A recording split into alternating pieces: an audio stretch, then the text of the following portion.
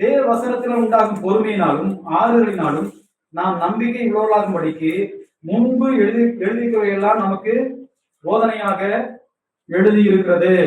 பழைய ஏற்பாட்டுல முன்னதாக சொல்லப்பட்டது எல்லாமே நமக்கு போதனையாக எழுதப்பட்டிருக்கிறது.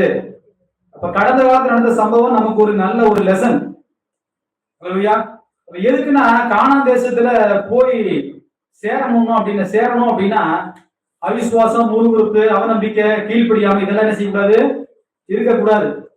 இதெல்லாம் இருந்ததுனால யாருக்கு என்ன செய்ய முடியல, வாக்கு தத்தம் நம்ம தேசத்துல என்ன செய்ய முடியல, போக முடியல. 2 பேர் தான் போனாங்க. யார் போனாங்க? யோசேப்பும் காலேபும்.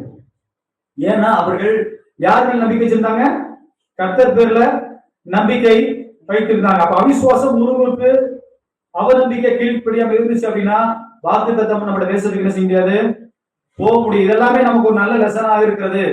வாக்கு தத்தங்கள் நம்முடைய வாழ்க்கை நடக்கணும் அப்படின்னா அவிசுவாசம் இருக்கக்கூடாது, முறுமுறுப்பு இருக்கக்கூடாது, கர்த்தருடைய வார்த்தை குறித்து முறுமுறுப்பு இருக்கக்கூடாது.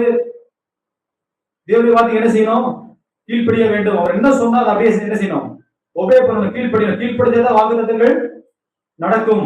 வாக்கு தத்தங்கள் எல்லாமே பாருங்க, வார்த்தை கீழ்ப்படிச்சா வாக்கு தத்தம் ஆட்டோமேட்டிக்கா நடக்கும். 28:1 படி செஞ்சீங்கன்னா போதும், அதுக்கடுத்து சொல்லப்பட்ட எல்லா வாக்கு தத்தங்களும் உங்க மேல பலிக்கும். பழைய காரியம் எல்லாம் முக்கியம்னு சொல்ற தப்பு.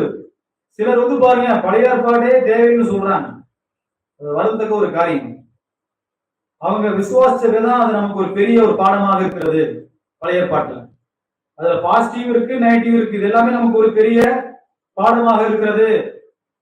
பழைய காலத்தில் நடந்த சம்பவம் எல்லாம் முக்கியமில்லை என்று சொல்றது தப்பு.